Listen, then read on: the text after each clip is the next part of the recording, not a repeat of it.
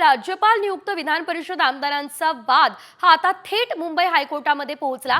कारण आमदारांची नियुक्ती बेकायदा आहे आणि ती रद्द करा अशी मागणी करण्यात आलेली आहे। ठाकरे गटाने हायकोर्टात याचिका केली आहे। ठाकरे गटाचे कोल्हापूर शहर अध्यक्ष सुनील मोदी यांनी मुंबई हायकोर्टामध्ये ही याचिका दाखल केली।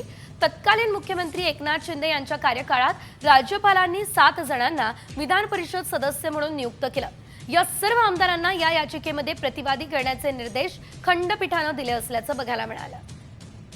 ग्राफिक्सच्या माध्यमातून सविस्तर जाणून घेऊयात।